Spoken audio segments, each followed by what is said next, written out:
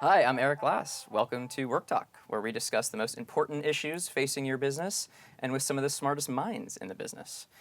With me today, Ashley Goldsmith, Chief People Officer of Workday, and Leighanne Levensaler, Senior Vice President of Products at Workday.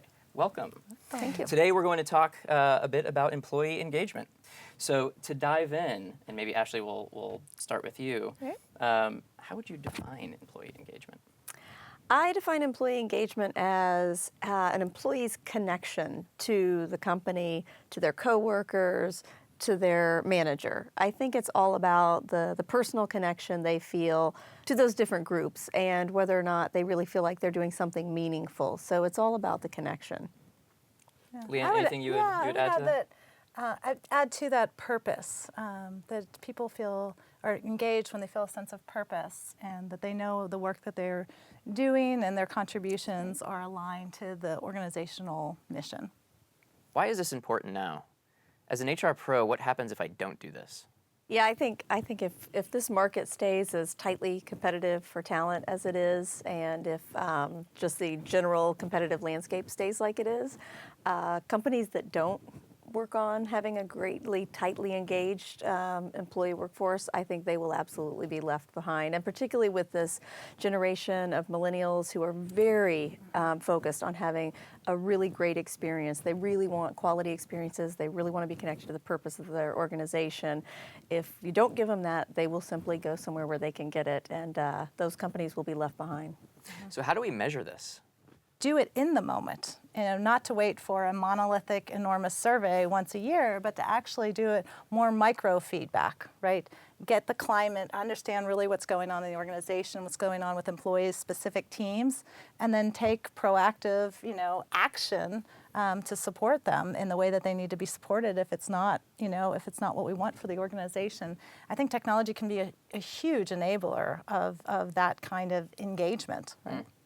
And then I think look at other data you have. I mean, certainly everybody looks at attrition, but are your employees referring other people into the company? That tells you if they like it there, they're going to want their friends and family to work there as well. If not, they're not going to refer them. And I mean, there's a lot of data you can tap into already and see what's happening.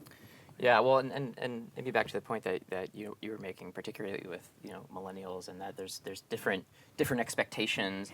Yeah, I think it really ties back to experience. When I talk to our millennial employees, what I hear time and again is about experiences. They want to be having meaningful experiences at work, and that is both in the job that they're doing, that they feel like they're learning something, they feel like they're growing, and they feel like they're contributing, and that changes, and not that they're doing the same thing for year after year. And I don't think that any of us in prior generations either also want to be doing things for an eternity, but I think they have more of a need to feel like they're continuing to learn and grow and develop and do it in a meaningful way. So I think that's probably the biggest perhaps tweak on what other generations wanted, and is a real opportunity for companies to figure out how to tap into that and really harness that energy. They are a very powerful, smart group of people with a lot of energy to be given. Companies just need to figure out how to give them those experiences so they can contribute how they want to. And they're not so concerned with the construct of a job, something that we've held so dearly and so emotionally for so long. They're not so concerned about them. I know with the folks on my team that are early career, they want to make sure that the work that they're doing, the experiences they're collecting, but certainly the work they're doing, what they're contributing, is important to the organization. That's right. It's impactful to the organization insofar as it's going to help the company, achieve our objectives, and they want to draw that direct line to it, and they're always mindful of it. And I really praise that, and I admire that in them. And so, just trying more practices, the use of technology to really facilitate that kind of visibility, I think, is really important for organizations. So.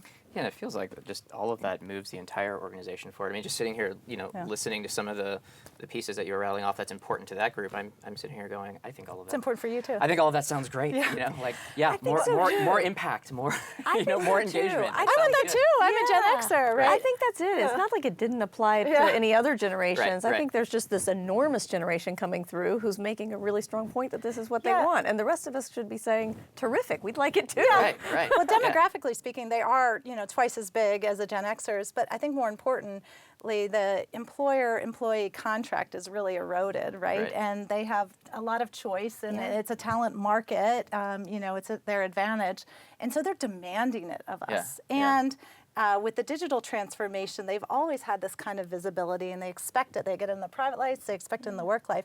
And so all these factors are really contributing to this is what is expected, whereas I think we've always wanted it. Other generations have always wanted it and felt the need for it as well, but it certainly didn't have the same level of expectation. So I think it's just beneficial to the multiple generations at work that we're really being thoughtful about engagement and culture and the worker experience now, because it's really what we all want. We're all human. So let's talk about employee satisfaction. How do you know if someone's unhappy if they're afraid to express how they feel? That the notion of frequent check-ins, I know we do that, where you're checking in, not here, what are your to-dos, and are you making your way through the do's? That's really important. But actually having check-ins, around the culture and just asking. And if you're doing that on a frequent basis, if you're really striving to be a good people leader, you're going to hear it. Or it's going to come up, and you're asking in an open way, in a way that you make people feel safe and comfortable. That you're going to hear it and be able to adjust. I think that's important. I think there are things that we're trying to do where we can help bring interest and technology together to find solutions, but it's a good one. It's an important challenge. Even tracking employee movement and making that a priority, a policy around we encourage mobility in the organization outside our team. I think that's important, and I think looking at employee promotion rate and and being very clear and transparent about that and the targets we want to hit there.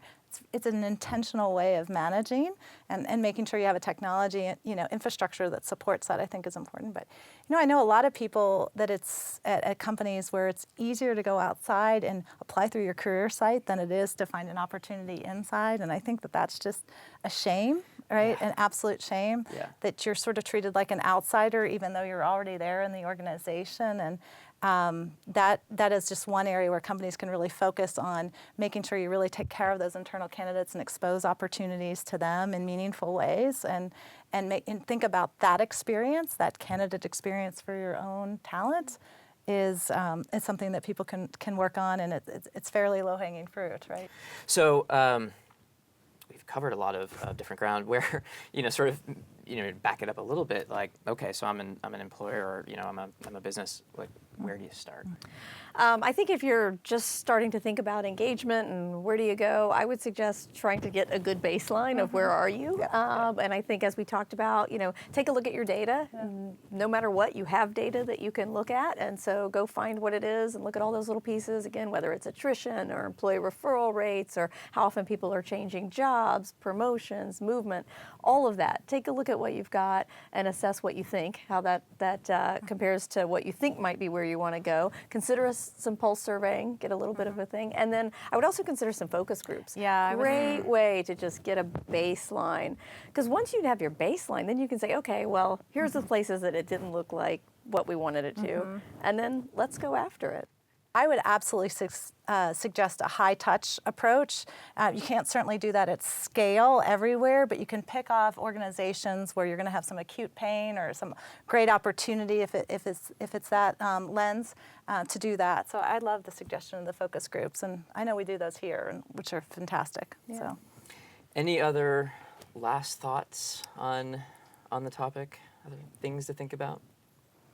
I would just say I think it's really important. I think engagement is one of the things that can be your competitive advantage or disadvantage, and I think all of us have to attend to it. Whether we want to or not, we're attending to it every day. So be proactive, jump in, and grab it, and make it your competitive advantage. Right. Yeah, that's such a good point to end on. I would also say that it's not just HR's job. It's everyone's job in the organization. And to figure out in your own organization what that means and how that's communicated, that it is everyone's job. It's not one group, one functions. Sounds good. Well, Leighanne, Ashley, thank you so much. Thank you. We're here talking about employee engagement on Work Talk, and thanks for watching. Thank you. Thanks, Eric. Thanks, Eric.